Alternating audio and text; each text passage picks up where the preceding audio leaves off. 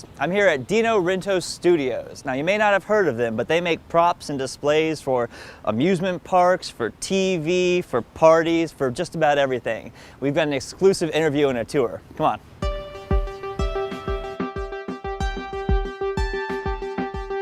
So I'm here right now with Dino Rentos himself. Dino, can you tell us how you got started in the business? Yeah, actually I started 5 years ago in my garage. Started with $500, bought a couple of foam crafting tools, and started creating little props and displays for little movies and some letters for folks. Quit my high-paying computer job basically to do this. I always enjoyed making little models and dioramas when I was younger. I guess I went through my midlife crisis and decided to want to do something different, so I decided to go back into making models, and here I am today. Well, we can't complain. Yeah. Can you tell us what kind of stuff have you done for the local attractions? Well, local attractions have been fun to work on. Obviously, they're always a challenge, the perfection of what they want, but some of the nice things we've put together are things like the Freedom Flyer for Fun Spot USA. Mm-hmm. There's a 25-foot character with a steel infrastructure inside of it to make sure it can withstand the outdoor weather. Things like Legoland, we've done the Halloween kiosks, we've done their Christmas decorations. So those have been a lot of fun and enjoyable. And there's a lot of little projects that we end up doing for some of the major installers. We end up doing some of the sub-projects for them. Can you tell us what's been your favorite project you've worked on? We've done a lot of really cool stuff. I think the thing that the guys really enjoyed was the Microsoft Halo character that we had to do. The release of Halo 4, they forgot to order the character and they didn't get it. They needed this thing in a week and a half for the release date up in New York. So we worked pretty much 24 hours a day to get this statue, 8.5-foot statue done for them.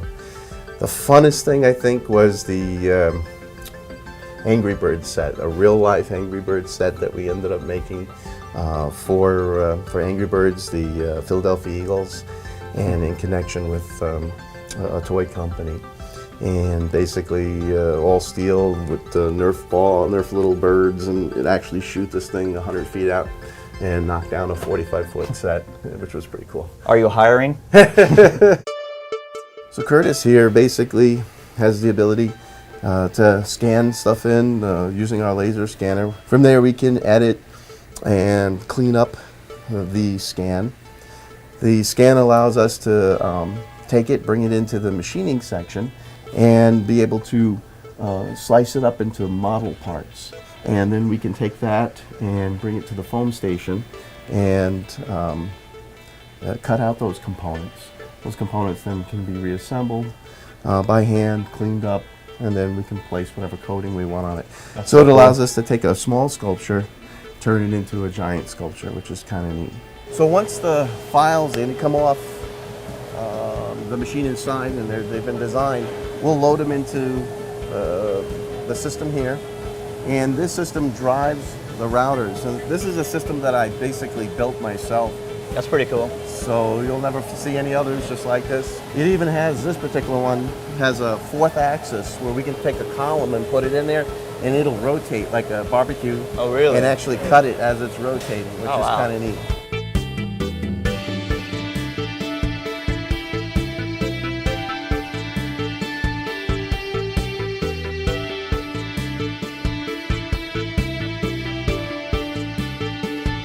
Obviously our foam cage, real simple, does straight cuts using a hot wire. So we put in the 8-foot blocks into here, we cut them up into different size sheets, and those sheets then can be cut into letters or particular shapes.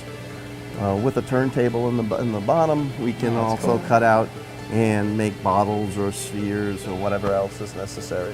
You can see here, this is a customer is having a bar mitzvah. They want a baseball glove and a mitt. And so we took a 3D model. It was broken up, cut with the computer. You can see it's really rough. Sure. But it gives you the basic shape.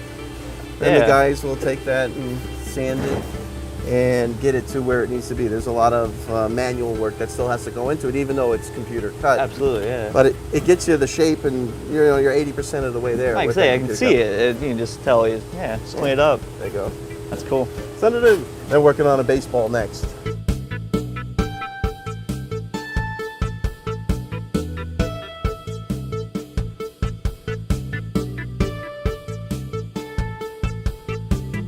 These are some giant horses for that giant sculpture for the Calgary Stampede. So they have their 10-foot horses. There's 4 of them lined up with roping and a wagon that goes in the back with the wheels turning. And now, is this a permanent exhibit? No, this is a very temporary thing.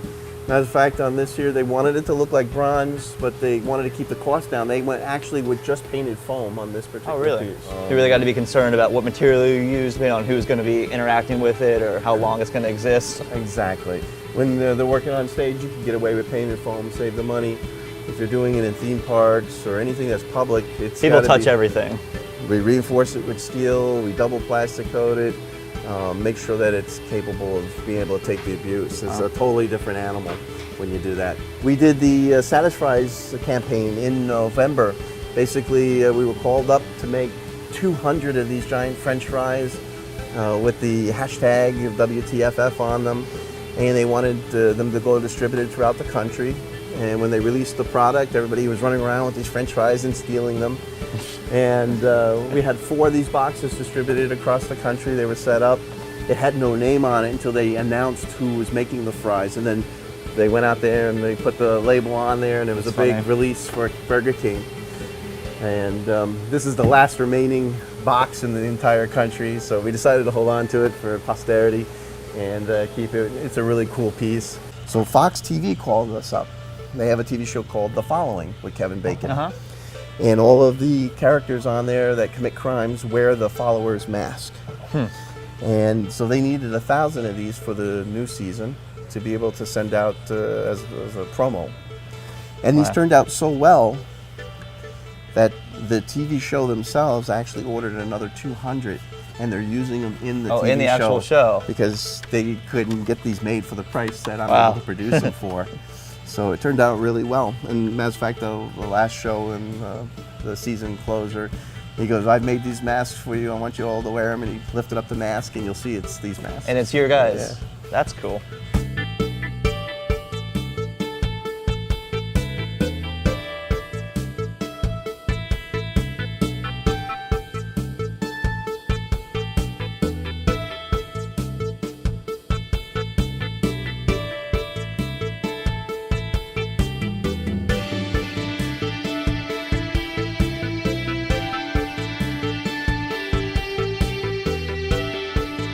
Stuff I see with the theme parks and the big, is there anything that you do that like every man could order from you, or do you have little guys buy stuff too?